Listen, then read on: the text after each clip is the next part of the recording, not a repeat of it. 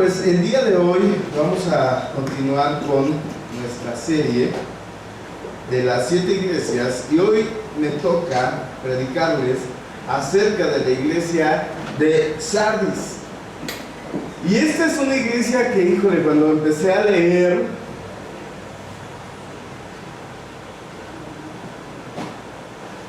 me dolió lo que leí, pero la realidad es muy cierta. Esta iglesia, yo le puse como título Sardis, la iglesia muerta. Y quiero que me acompañen rápidamente, por favor, al libro de Apocalipsis, capítulo 3, versículo del 1 al 6, y dice de la siguiente manera: escribe al ángel de la iglesia en Sardis, el que tiene los 7 espíritus de Dios y las 7 estrellas, dice esto: yo conozco tus obras y que tienes nombre de que vives y estás muerto. Multimedia, si me ayuda con las imágenes que yo les mandé, por favor, porque tienen algunas frases que están enmarcadas. Dice: yo conozco tus obras que tienes nombre de que vives y estás muerto. Sé vigilante y afirma las otras cosas que están por morir, porque no he hallado tus obras perfectas delante de Dios. Acuérdate pues de lo que has recibido y oído y guárdalo y arrepiéntete, pues si no velas, vendré sobre ti como ladrón y no sabrás a qué hora vendré sobre ti. Antes de dar comienzo a lo que Dios puso en mi corazón para este día, quiero que oremos, amén. Pero quiero que oremos pidiéndole a Dios dos cosas. Número 1, que Dios hable a nuestra alma, a nuestra mente y a nuestro corazón. Así le tienes que orar: Señor, habla a mi alma, a mi mente y a mi corazón. Y la segunda es pedirle al Espíritu Santo que conmueva nuestra vida. Amén. Vamos a cerrar nuestros ojos y vamos a orar. Padre, en esta mañana, hoy te pedimos, Señor, que hables a nuestra alma, Señor, que hables a nuestra mente y que confirmes en nuestro corazón tu palabra para cada uno de nosotros.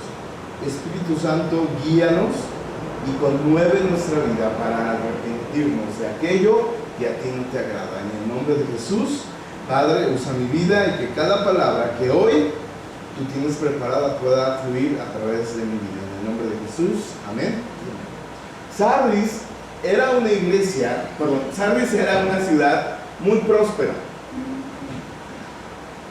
Lo que se puede saber de esta iglesia, de esta ciudad, es que era una ciudad de las más importantes de Grecia. Era un centro comercial, pues de mucha riqueza, de mucha arquitectura, como muchas ciudades que tenían este poder imperio romano. Era una ciudad estratégicamente ubicada para cuestiones militares, es decir, que era difícil de que fuera invadida la ciudad. Estaba muy bien situada y era una cuestión para Roma estratégica, para que no pasara por ahí otros enemigos y pudieran llegar a ellos. La iglesia de Sardis vivió en algún momento un avivamiento en sus comienzos, pero ese avivamiento ya no avanzó, sino que como una planta, cuando tú no riegas una planta, ¿qué sucede? Se muere. Pero cuando recién la compras, ¿qué haces? Te compras una maceta, ¿verdad? Hasta limpias el lugar donde vas a poner la maceta. ¿Qué más haces?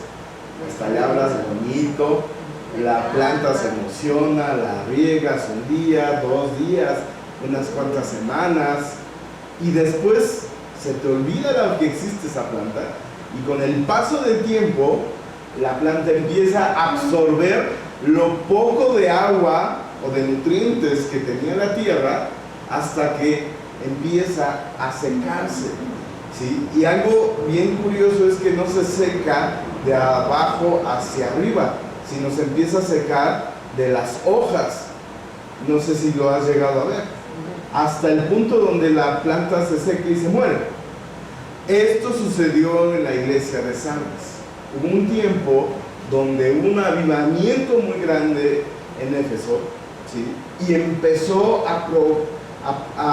la palabra se empezó a repartir en muchos lugares. Hubo un gran avivamiento, ¿sí? Pero ¿qué crees? Que esta iglesia en esta ciudad ya no quisieron seguir sembrando, y obviamente ya no hubo una cosecha para el futuro. Se quedaron con lo poco que tenían y ya no hubo fruto. Esta iglesia, a diferencia de otras de las que hemos leído, no tenía los enemigos que estaban atrás de ella, que los querían matar, que estaban en contra de sus convicciones. No había nadie que la molestara, ¿sí? No había nadie, imagínate, o sea, eran libres. Esta iglesia no se dejó arrastrar por doctrinas falsas, ¿verdad? Como fue el caso de Pérgamo y Tiatira. O sea, no tuvieron ese problema, pero era una iglesia que tenía obras, pero solo de la clase de obras que impresionan a las personas, no impresionan a Dios. Ahora, ¿qué significa eso? Que nuestras obras deben de impresionar a Dios. ¿En qué aspecto? Pues tienen que agradarlo a Él. Cuando agradan al hombre, entonces estamos en un problema. ¿Por qué? Porque estamos trabajando, estamos haciendo las cosas y nos sentimos bien. Pero no se trata de sentirnos bien, se trata de estar bien con Dios. Y estar bien con Dios va a traer consigo, ya lo hemos predicado en muchas ocasiones, problemas, cambios. Nos va a doler, habrá cosas que no serán así. No quiere decir que todo en la vida cristiana es así, dolor y sufrimiento y pérdida. No, pero es un proceso de dejar atrás nuestra comodidad para hacer lo que Dios quiere hacer en nuestra vida. Es decir, cumplir el propósito de Dios. Esta iglesia estaba en un punto donde Dios le dice, parece que están vivos, pero están muertos. Esto me recuerda a que hubo una época donde se hablaba mucho de los zombies. Sí, los ubican. ¿Quién ha oído hablar de los zombies? Solo en las películas, pastor, ¿no? Y ya va a empezar el pastor a sacar sus ideas raras. No, a ver. Yo solo quiero decirte algo, quiero compartirte algo. Los zombies existen en ciertas reinos animales. Hay insectos que se meten a otros, no algunos insectos o otros animales, al punto en el que envenenan su cerebro y toman control de sus acciones. Esto existe, ¿eh? No se los estoy inventando. Solo no los quiero, llenar de esa idea. Existe esto sucede, pero obviamente son insectos. ¿Qué pasa? Que en lo que nosotros conocemos, o en lo que el mundo deja ver de esta idea o teoría, ¿verdad?, apocalíptica, es que los seres humanos viven, pero a la vez están muertos. Y lo que dice estas palabras de Dios es que estos cristianos se reunían en una iglesia, quizá hacían cosas, pero eran cosas que satisfacían a ellos mismos, ¿sí? Podríamos llamarlo como fue un gran servicio el de este domingo, ¿verdad? La alabanza estuvo poderosa, ¿verdad?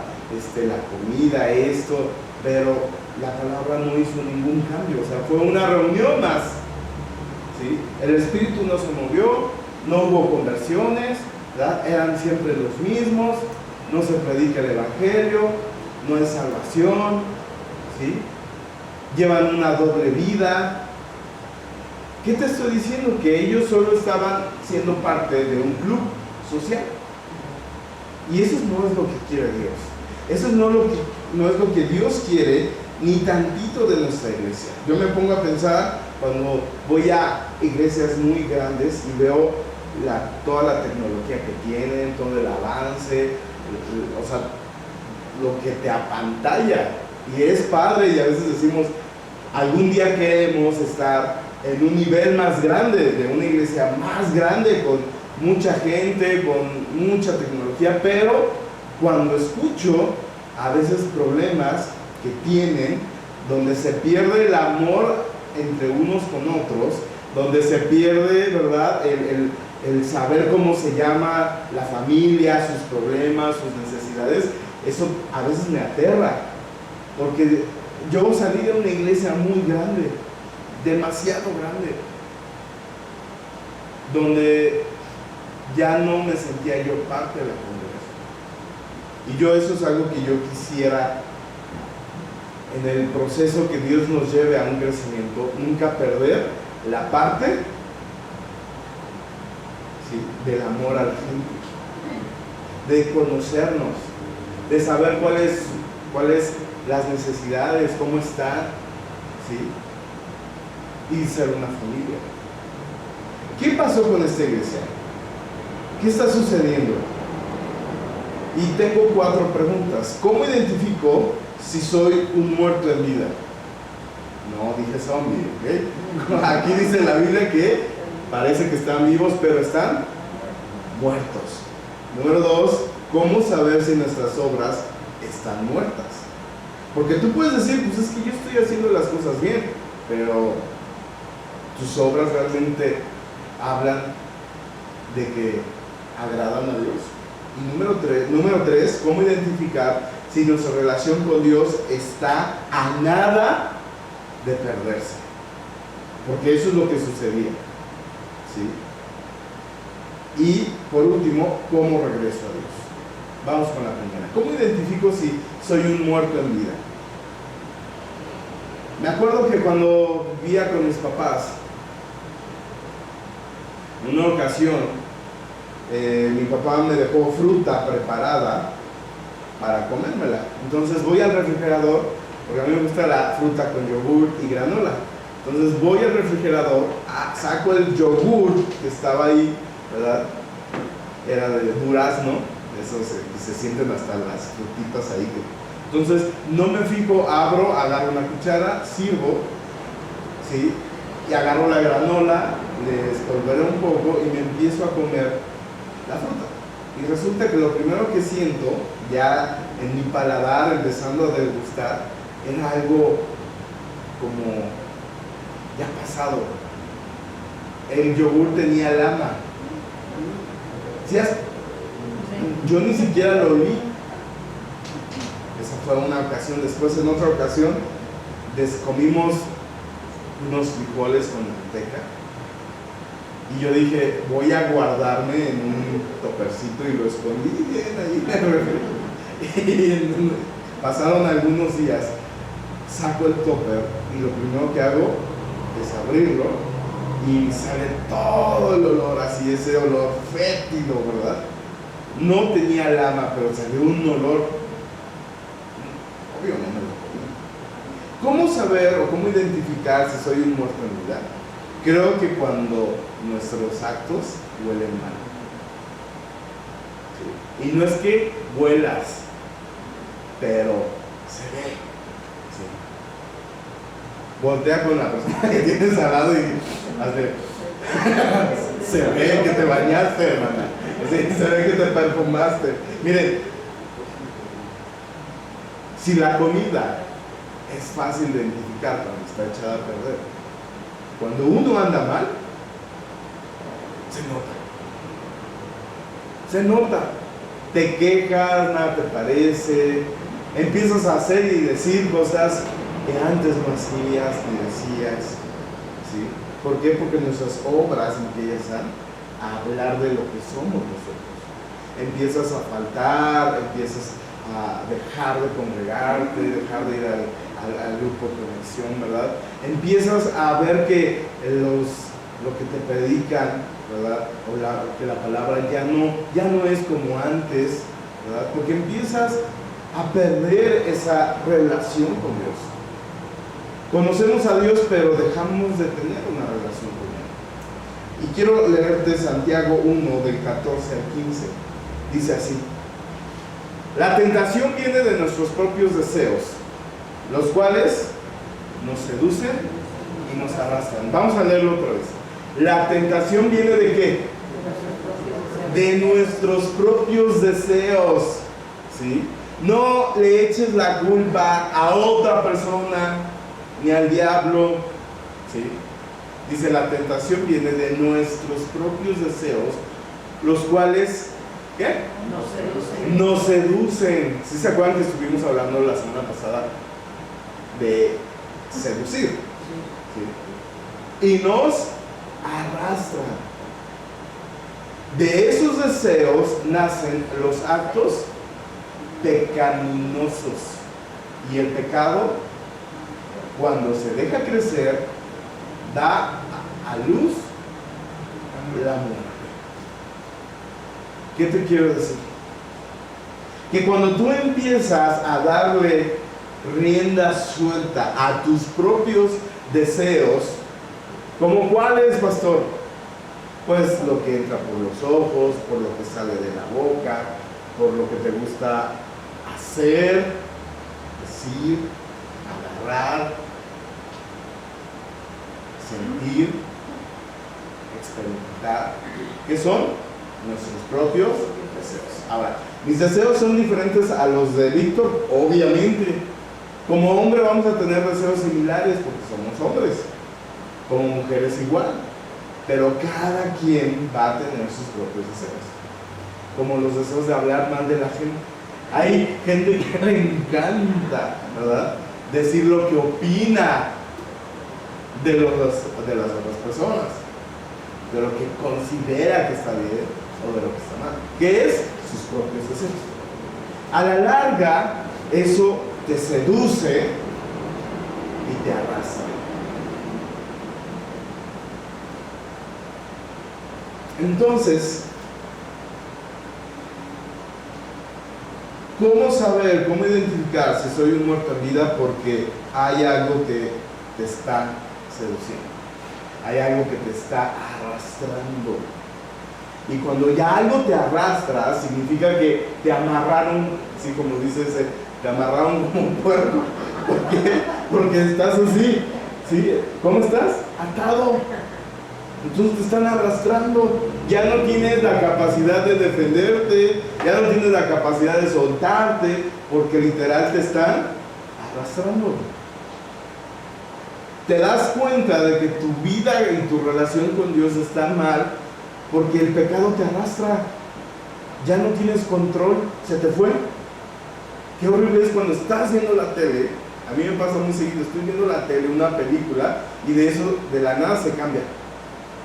Y empezamos a buscar el control, nadie lo entiende, nadie lo encuentra, y el perro le apretó una tecla, lo tiró sin darnos cuenta, y ya, todo el momento se perdió, ya nos peleamos, que tú, que yo.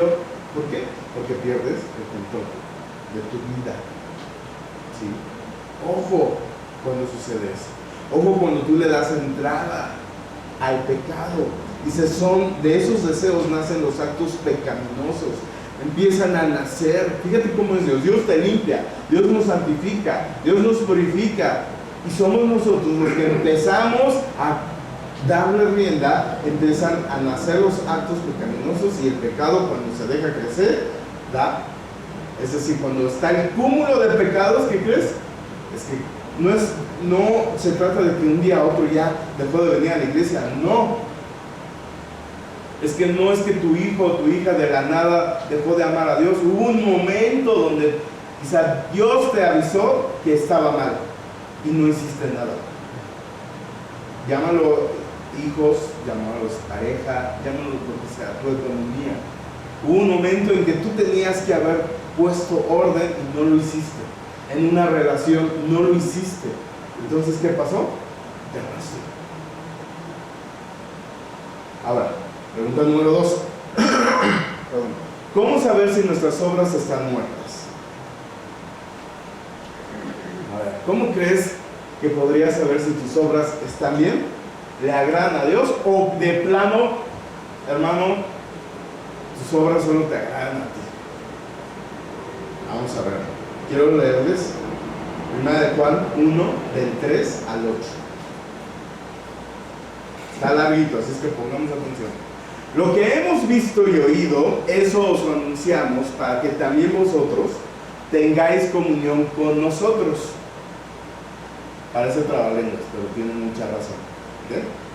Lo que hemos visto y oído, eso os anunciamos para que también vosotros tengáis comunión con nosotros. Y nuestra comunión verdaderamente es con el Padre y con su Hijo. ¿Ok? ¿Estamos hasta aquí? ¿Estamos bien? Sí. Que sigue. Estas cosas os escribimos para que vuestro gozo sea cumplido. ¿Cuántos quieren estar alegres y felices? Ok, todos. Nadie que está llorando. Ay, pastor, es que a mí me falta sufrir un poco. Me falta como que vivir un poquito de carencia para agarrarme esa hora. No a nadie, ¿verdad? Estas cosas os escribimos para que vuestro gozo sea cumplido. Este es el mensaje que hemos oído de Él y os anunciamos. Dios es luz y no hay ningunas tinieblas en Él. O sea, ¿te queda claro? No hay medias tintas en Dios. Dios es luz, ¿sí? Y no hay ninguna tiniebla en Él. ¿El que sigue? Si decimos que tenemos comunión con Él y andamos en tinieblas, ¿qué? Mentimos. Hay muchos que dicen, sí, pastor, lo que tú digas, ¿no? Sí, papá, sí, mamá, sí, esposo, sí, esposa, sí, jefe, sí, Dios. Si decimos que tenemos comunión con Él y andamos en tinieblas, mentimos y no practicamos la verdad. Pero si andamos en luz, como Él está en luz, ¿qué? Tenemos comunión unos con otros. Y la sangre de Jesucristo, su Hijo, nos limpia de todo pecado. El 8. Si decimos, el 8. Si decimos que no tenemos pecado, nos engañamos a nosotros mismos y la verdad no está en nosotros. Pocas palabras. ¿Cómo saber si nuestras obras están muertas? Número 1, cuando andamos en luz. Perdón. ¿Cómo sabemos si nuestras obras están muertas? Cuando la luz te molesta, ¿sí? El otro día le dije a mi esposa, Lluvia, como yo le preparo su desayuno en las mañanas y abro el zaguán para que ella saque el carro y se vaya, a veces ella se levanta y me dice, ya levántate, yo estoy perdido, ¿no? Y me dice otra vez, pero ¿se han oído hablar a Lluvia?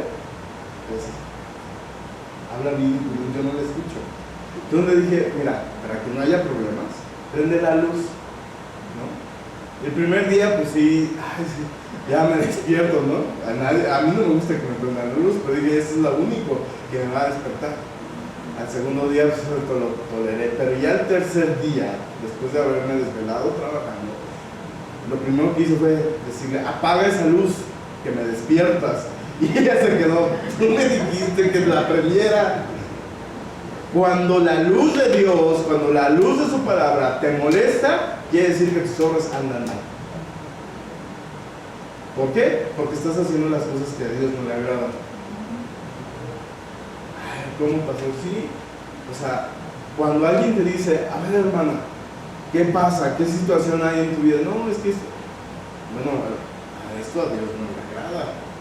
No tanto a mí, a Dios no le agrada. Y eso te va a traer maldición, te va a traer consecuencias. Bueno, entonces ¿qué hago, pastor? No, pues hay que orar. Sí, pastor, yo oro, ¿no? Hay que renunciar. Sí, yo renuncio. Sí, yo. ¿Y qué haces? Todo lo contrario. ¿Te molestó la luz, sí o no? Sí, porque es la verdad. A nadie le gusta que nos digan nuestras verdades, pero la verdad dice que nos traerá libertad. Ahora, ¿cómo saber que nuestras obras están muertas? Cuando ocultamos las cosas. Cuando según tú nadie te ve, o o sea, que nadie se va a enterar, pero ¿qué crees? Todos se enteran. Bueno, no todos. O sea, dice la Biblia que todo sale a la luz. Entonces, cuando ahí andas ocultándote, escondiéndote, quiere decir que tus obras no están bien. Y número 3, ¿cómo saber que mis obras están mal? Cuando no reconocemos que estamos mal.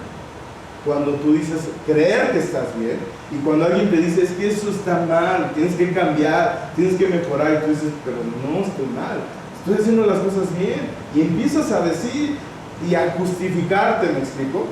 ¿Y cuál es la realidad? Que no quieres aceptar que estás mal. Y dice el versículo que leíamos, es el 8, si decimos que no tenemos pecado, ¿qué? Nos engañamos a nosotros mismos. Y la verdad no está en nosotros. Y por ahí hay otro versículo que dice, no os hagáis. No os hagáis, hermanos. Dios no puede ser engañado. Yo podré ser engañado. Tu esposa, tu esposo, tus padres. Pero ¿qué crees? Dios no puede ser engañado. Entonces, ¿cómo saber que nuestras obras están muertas? Porque las obras de esta iglesia estaban ¿qué?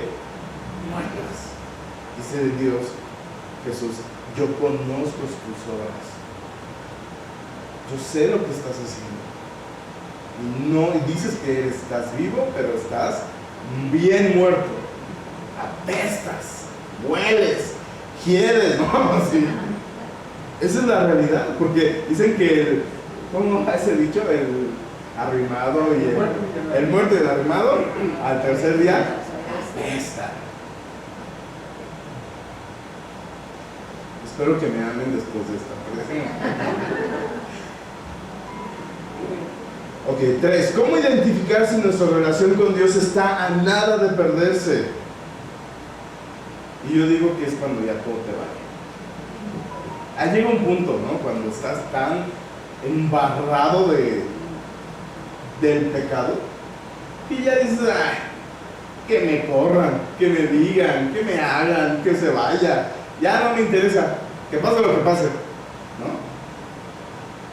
Ya cuando te vale todo con Dios. Mateo 25. ¿Se acuerdan de las prudentes y de las insensatas? Vamos a leer. Entonces el reino de los cielos será semejante a 10 vírgenes que tomando sus lámparas salieron a recibir al esposo. Eran 10 mujeres. Perdón, sí, 10 mujeres. ¿Cuál era su trabajo?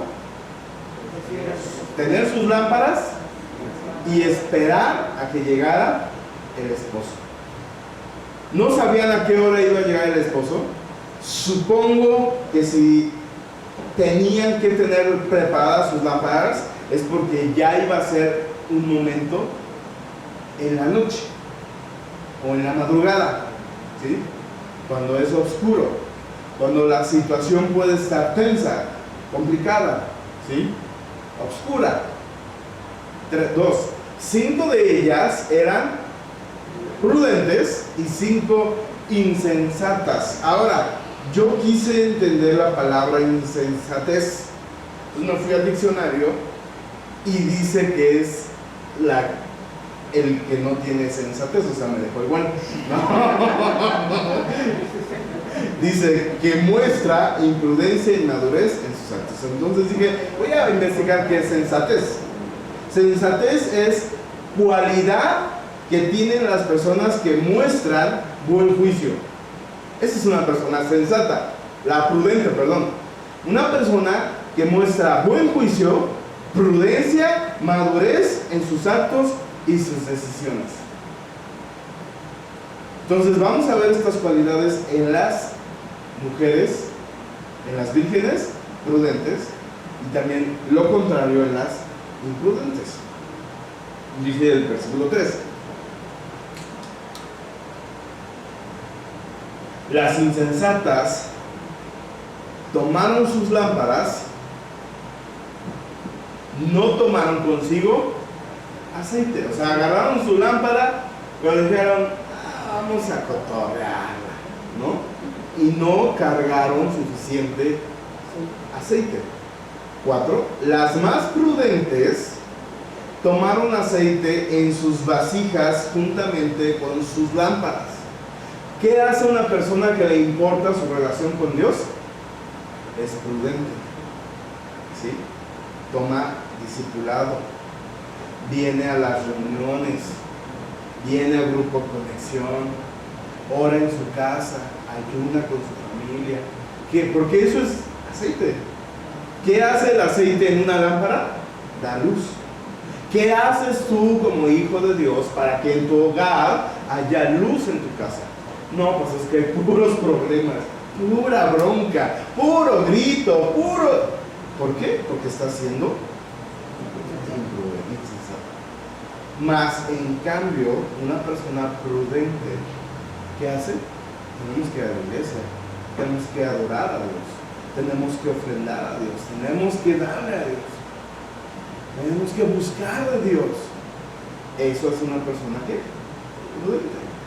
Y tardándose el esposo, versículo 5, cabecearon todas. Es decir, que en un momento, así como en las prédicas, cuando no había ventanas y, que no había cortinas, ¿qué hacían? Varios daban el giro de 360 grados. Cabecearon así, acá, unos se iban hacia adelante, ¿verdad? Todas cabecearon. ¿Y qué? Se durmieron. Y a la medianoche se oyó un clamor. Aquí viene el esposo, salir a recibirle. Versículo 6, por favor. Sí, así. Entonces, todas ellas, vírgenes, se levantaron y arreglaron sus lámparas.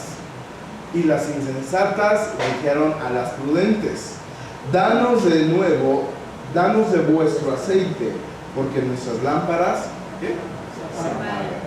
¿Y sabes qué? Eso es lo que hace un cristiano insensato. Viene y pide ayuda, esperando una solución en el momento. ¿Y qué crees? No se puede.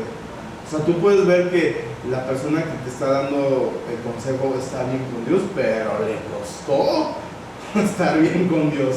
Le costó su proceso con Dios. Le costó dejar el pecado, le costó, y te molesta cuando te dice no. Eso pasa. No lo digo yo, lo dice la Biblia. O sea, te molesta cuando alguien te dice no es así, es de esta manera, tienes que buscarlo de otra forma. Ve tú y busca a Dios. ¿Sí? No esperes que mágicamente orando por ti, no es el problema no es mi fe.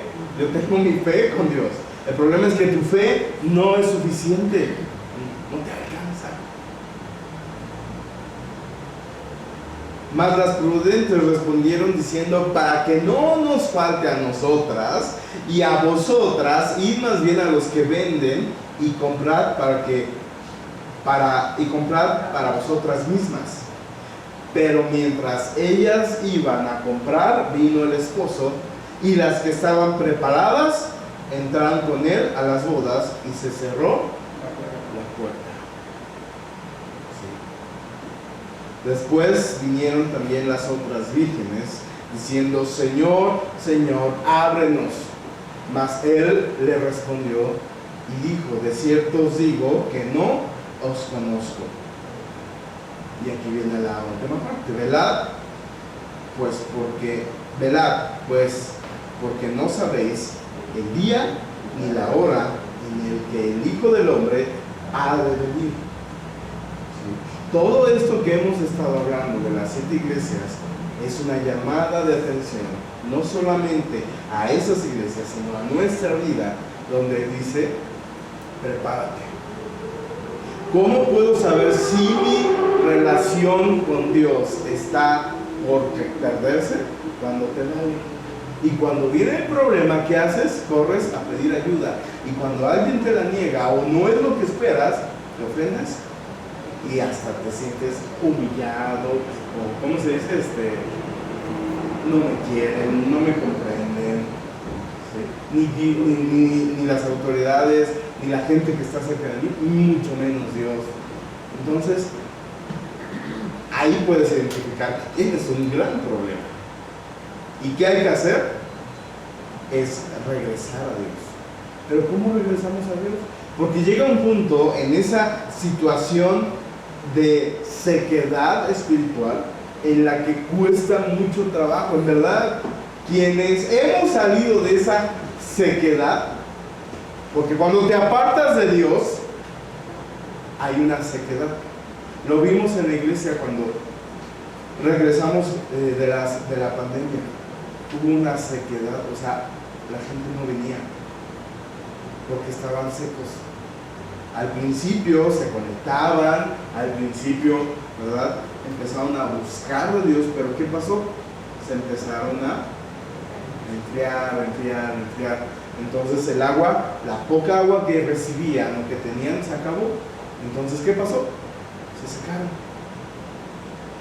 ¿Sí? Ya no hubo nada que nos alimentara. Entonces, solo hay un camino, iglesia. Di conmigo, solo hay un camino. ¿Cuál crees que es? Cuando hay pecado, ¿cuál es el camino? Arrepentimiento.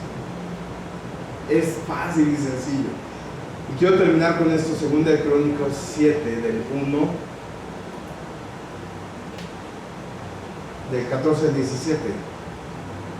Antes de leerlo, estaba Salomón, el rey Salomón, e hizo un gran festín, ¿verdad? Entregó a Dios ofrendas, muchas ofrendas, muchos sacrificios, ¿sí? Y dice la Biblia que Dios se agradó de él, ¿sí? Y le dijo esto a Salomón: si se humillare mi pueblo, sobre el cual mi nombre es invocado, y oraren y buscaren mi rostro, y se convirtieren de sus malos caminos, entonces yo oiré desde los cielos y perdonaré sus pecados y sanaré su tierra. Miren, hermanos, esto es lo que Dios hoy nos dice cuando nosotros estamos en malos pasos, por así decirlo, ¿no? O cuando en nuestra vida hay esa ausencia de Dios o esa carencia de Dios. Dice: si mi pueblo, o sea, si nosotros nos humillamos, es decir, que reconozcamos que estamos mal, porque eso es humillarse ante Dios, es decir, Señor, estoy mal, lo que estoy haciendo está mal y no te agrada. Entonces dice: si se humillare mi pueblo, sobre el cual mi nombre es invocado, y luego dice: si oran y si buscan su rostro y se convierten de sus malos pecados, malos caminos, entonces yo oiré desde los cielos, perdonaré sus pecados y sanaré su tierra. Wow, qué promesa. Eso es lo que Dios le decía a Salomón. O sea, si esto hace mi pueblo, yo voy a estar ahí. Yo los voy a perdonar, yo los voy a sanar. Fíjate cómo es Dios. Solo si nos humillamos y oramos, y si es humillarse, orar, buscar su rostro y convertirnos. Yo a esto lo llamo arrepentimiento. Un verdadero arrepentimiento. Algo de lo que ya no regresas a hacer lo que hacías antes. ¿Por qué? Porque cambió tu interior. Cambiaste. Entendiste, comprendiste y ya no lo vas a hacer. 17. Y si tú anduvieres delante de mí como anduvo David tu padre, hicieras todas las cosas que yo te he mandado y guardares mis estatutos y mis decretos, yo confirmaré el trono de tu reino como pacté con David tu padre, diciendo, no te faltará varón que gobierne en Israel. ¿Por qué menciona a David? Pastor, ¿por qué menciona a David si era un pecador de primera? Porque se arrepentía de corazón. No era el perfecto, no era el mejor rey, cometió errores. Así, para chismes los de David, sinceramente. Pero ¿sabes qué hacía David? Se humillaba, reconocía sus errores, buscaba a Dios y cambiaba. Y lo puedes ver en la palabra. ¿Qué hacía David? La máxima expresión de glorificar a Dios, de traer, regresar al pueblo la adoración, el arca, ¿verdad? La alabanza, adorar a Dios sin importar que otros lo vean, ¿verdad? De arrepentirse, de reconocer a Dios en su vida, reconocer que sus acciones traían consecuencias y seguir adelante con Dios. Eso era David. Por eso Dios le dice, como David tu padre. ¿Y qué es lo mismo que nos dice? Si nosotros hacemos lo mismo, Él estará. Y si tú sigues leyendo, viene una consecuencia si no lo hacemos. Pero hoy quiero dejarte esto en tu corazón. Esta iglesia estuvo a punto, más bien estaba muerta, haciendo, quizá aparentando una vida. Y yo sé que habrá entre nosotros gente que está pasando por momentos difíciles aquí en la iglesia. Difíciles en decir estoy, no estoy, ¿verdad? Habrá gente que está dispuesta a servir a Dios, a entregarle todo a Dios. Sí. Y miren, estamos a punto de cambiarnos. Ya, bueno, la decisión ya la tomamos, pero estamos a punto de cambiarnos. Y créanme que oramos, buscamos a Dios para no tomar una decisión a lo carnal, sino ver todo lo que Dios iba a hacer, las promesas, la continuación de Dios.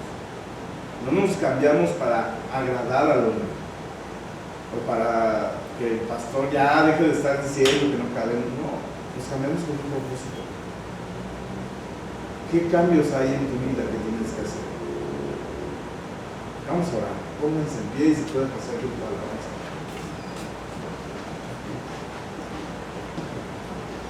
Hoy, Señor, estamos aquí en tu trono, Señor, delante de ti, diciéndote, Señor, perdona nuestros pecados. Perdona nuestra vida, Jesús, si te hemos fallado, si hemos andado en nuestra carne, si hemos buscado primeramente satisfacer nuestros deseos, si ya no sentimos nada, Señor, más bien, si ya nos vale todo. Hoy te pedimos perdón, Dios.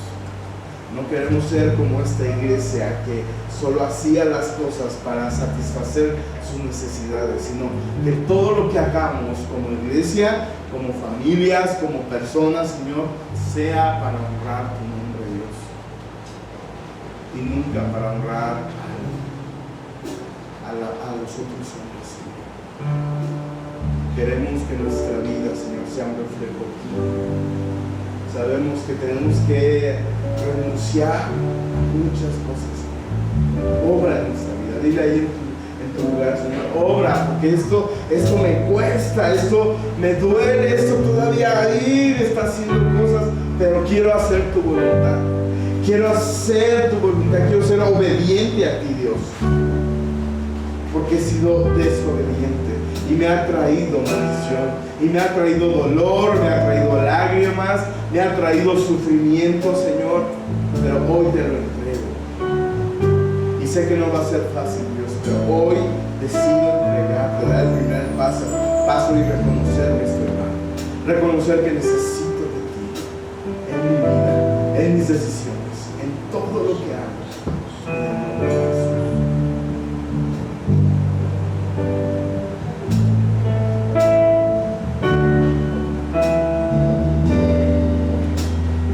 Ya no quiero ser igual.